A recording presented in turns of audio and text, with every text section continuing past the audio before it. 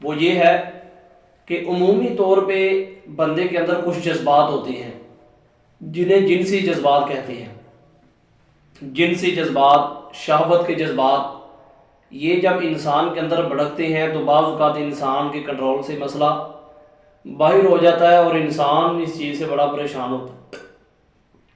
انسان پریشان ہوتا ہے کہ میں اس مسئلے کو کنٹرول کیسے کروں. بعض اوقات اس طرح ہوتا ہے کوئی جائز ناجائز جو بھی رستہ ہو وہ اپنے اس مسئلے کا حل چاہتا ہے، چاہے وہ جائز رستے پہ چل کر ہو چاہے ناجائز رستے پہ چل کے ہو. اور عمومی طور پہ یہ جو جنسی بے راہ روی ہے یہ نوجوانوں کے اندر یہ پائی جاتی ہے کہ نوجوان جو ہے وہ جنسی بے راہ روی کے اندر وہ مبتلا ہو جاتے ہیں اور پھر اسی جنسی بے راہ روی کی وجہ سے وہ اپنی جوانی کو، اپنے آنے والے مستقبل کو تباہ کر بیٹھتے ہیں. میں آپ کو ایک بات حقیقتاً بتاتا ہوں. میرے پاس ایک نوجوان آیا، وہ آ کے مجھے کہتا ہے حافظ صاحب میں بہت زیادہ پریشان ہوں. میں نے کہا کیوں پریشان؟ کہتا ہے میں انتہائی پریشان ہوں. میں نے کہا وجہ کیا ہے پریشانی کی؟ کہتا ہے کہ میں جنسی حوالے سے میرے اندر طاقت نہیں رہی کہ میں اس طاقت کو استعمال کر کے شادی وغیرہ کر سکوں. وہ نوجوان اس حوالے سے بڑا ہی پریشان تھا. وہ جو نوجوان میرے پاس آیا وہ انتہائی پریشان تھا. میں نے اس سے پوچھا کہ پریشان کیوں ہو؟ وہ مجھے کہنے لگا کہ میرا دل کرتا ہے میں خودکشی کر لوں. میں نے کہا یار وجہ کیا ہے؟ خودکشی کرنے کی وجہ کیا ہے؟ کہتا ہے کہ میں بچپن کے اندر غلط کاریوں میں مبتلا تھا اور انہی غلط کاریوں کے اوپر میں ثابت قدم رہا. غلط کاریاں کر کے آج میری یہ حالت ہے کہ گھر والے میری شادی کرنا چاہتے ہیں لیکن میرے اندر شادی کرنے کی استطاعت ہی نہیں ہے. یہ صرف ایک نوجوان کی بات نہیں ہے، یہ اکثریت نوجوان اس مسئلے کا شکار ہو چکے ہیں اور اس چیز کے اندر مبتلا ہیں اور وہ انتہائی درجے پہ پریشان ہوتے ہیں. آپ حضرات نے کبھی دیکھا ہوگا گھر کے اندر ناچاکیاں ہو جاتی ہیں، عورت کہتی ہے میں نے اس مرد کے ساتھ رہنا ہی نہیں ہے. تو اس کی وجہ کیا ہوتی ہے؟ وجہ یہ نہیں ہوتی کہ وہ خرچہ نہیں دیتا. بہت کم ایسے ہوتا ہے کہ اخراجات نہ ملنے کی وجہ سے عورت جو ہے وہ کسی کے اپنے خاوند کے ساتھ رہنے سے وہ انکار کر دے یا کوئی اور وجہ ہو. ورنہ عمومی طور پہ جو وجہ سامنے آئی ہے وہ یہی وجہ سامنے آئی ہے کہ جب جنسی تسکین ایک عورت کو نہیں ملتا تو وہ اپنے اس مرد کے ساتھ رہنے کے لیے انکار کر دیتی ہے. آپ حضرات بخوبی اس بات کا اندازہ لگائیں. اور عمومی طور پہ یہ چیزیں جب بندہ موبائل کا استعمال کرتا ہے یا بد نظری کرتا ہے تو جب بندہ کسی چیز کو دیکھتا ہے تو ظاہری بات ہے ہر ایکشن کا ایک ری ایکشن ہوتا ہے. کوئی بھی چیز بندہ جب دیکھتا ہے تو اس چیز کا ایکشن بندے پہ ضرور آتا ہے. کوئی بھی چیز ہے، چاہے وہ چیز اچھی ہے، بری ہے، گندی ہے، صحیح ہے، غلط، کسی طرح کی بھی وہ چیز ہے. تو جب ایک بندہ وہ جب کسی غیر محرم عورت کو بے پردہ کی حالت میں دیکھتا ہے تو ظاہری بات ہے لامحالہ اس کے بارے میں سوچتا بھی ہوگا. تو جب سوچتا ہوگا، ذہن میں سوچے گا تو وہ سوچ اس کے دل پہ اثر کرے گی اور جب اس کے دل پہ اثر کرے گی تو اس کی وجہ سے اس کے جسم پہ بھی اس کے اثرات مرتب ہوں گے. تو جب اثرات اس کے مرتب ہوں گے تو پھر یہ ظاہری بات ہے، یہ حقیقی بات ہے کہ اس کے جنسی جو جذبات ہیں وہ بڑک اٹھیں گے. تو جب اس کے جنسی جذبات اس کے کنٹرول سے باہر ہو جائیں گے تو اس وقت وہ کوشش کرے گا کہ میں کسی نہ کسی طریقے سے اپنے ان جذبات کو کنٹرول کروں، اپنے ان جذبات کی تسکین پیدا کروں. یا تو اس کے پاس حلال ذریعہ ہوگا یا حرام ذریعہ ہوگا. اگر تو حلال ذریعہ ہے تو فابیہا، اگر حرام ذریعہ ہے تو حرام کاری کے اندر وہ مبتلا ہو جائے گا. جب حرام کاری میں مبتلا ہوگا تو پھر وہ اپنی صحت کی تباہی بھی جو ہے وہ تباہی کا دور دورہ ہوگا، اس کی صحت کی تباہی کا اور اس کے اعمال کی تباہی کا بھی دور دورہ ہوگا.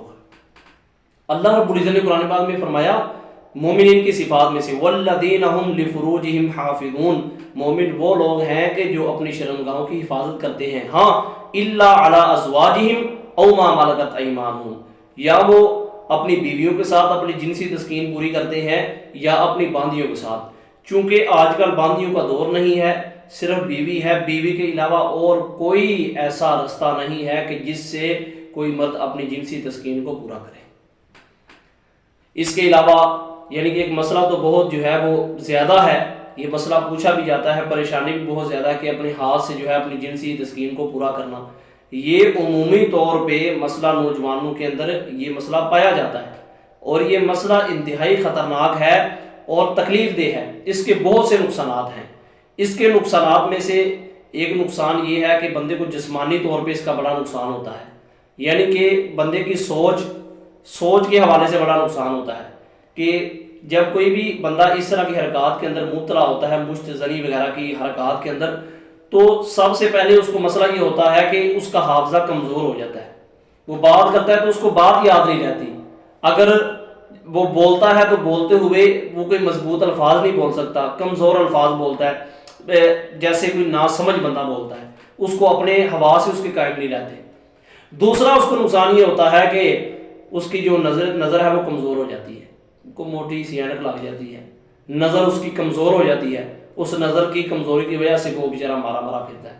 تیسرا یہ ہے کہ جسم کے اندر درد رہتا ہے، سست پن ہو جاتا ہے، وہ یعنی کہ اس کے جسم کے اندر سستی سی پیدا ہو جاتی ہے، وہ سست سا ہو جاتا ہے، نہ وہ اچھے طریقے سے کام کر سکتا ہے، نہ پڑھ سکتا ہے، نہ عبادت کر سکتا ہے، اور اعمال کے حوالے سے بھی جو ہے بڑا کمزور ہو جاتا ہے۔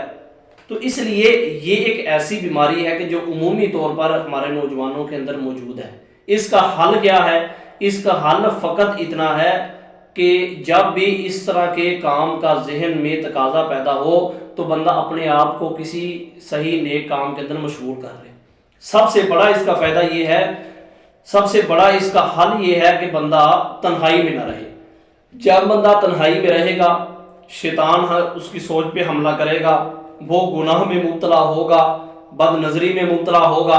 جیسے ہی بد نظری میں مبتلا ہوگا تو وہ اپنے جنسی جذبات پہ کنٹرول نہیں کر سکے گا۔ جب جنسی جذبات پہ کنٹرول نہیں کر سکے گا تو لا محالہ وہ حرام کاری کے اندر مبتلا ہوگا۔ تو اب مجھے بتائیں کہ اس میں کسی کا کیا نقصان ہے؟ اس کام کے اندر مبتلا ہونے والے کا اپنا نقصان ہے، کسی اور کا تو کوئی نقصان نہیں۔ اس لیے اس کام کو اتنا ہلکا نہیں سمجھنا چاہیے۔ اور آپ علیہ الصلوۃ والسلام نے فرمایا ناکح الید ملعون، کہ ہاتھ سے نکاح کرنے والا وہ ملعون ہے۔ تو یہی ہاتھ سے نکاح کرنا ہوتا ہے کہ اپنے ہاتھ سے جو ہے اپنی جنسی خواہش کو پورا کرنا۔ تو فرمایا ناکح الید ملعون، ہاتھ سے نکاح کرنے والا یہ ملعون ہے، لعنتی ہے۔ اور لعنت کا مطلب کیا ہے؟ بعد عن الرحمہ، اللہ کی رحمت سے دور ہو جانا۔ تو کوئی بندہ اللہ کی رحمت سے جب دور ہو جاتا ہے تو مجھے آپ بتائیں کہ اس کے پلے کیا رہتا ہے۔ اس لیے یہ ایسا مسئلہ ہے کہ جس مسئلے پہ گفتگو بھی ہونی چاہیے اور اس کا حل بھی بتانا چاہیے۔ حل یہ ہے کہ بندہ ہمت کر کے اپنے آپ کو کسی اچھے نیک کام میں مصروف کر لے۔ جب کسی نیک کام میں مصروف کر لے گا تو بندے کا ذہن جو ہے وہ ہٹ جائے گا اور کسی نیک کام کے اندر لگ جائے گا۔ جب نیک کام میں بندے کا جو ہے وہ ذہن مشغول ہو جائے گا تو یہ بات تو اٹل ہے کہ پھر بندہ اس گناہ سے بچ سکتا ہے۔ اور اس کا اگلا حل یہ ہے کہ جتنی جلدی ہو سکے وہ شادی کے بندھن کے اندر اپنے آپ کو بندھے، شادی کی طرف وہ راغب ہو تاکہ وہ اس حرام کاری سے بچ سکے۔ اللہ رب العزت بات سمجھنے کی توفیق عطا فرمائے۔ تبارك الذي نزل الفرقان على عبده ليكون للعالمين نذيرا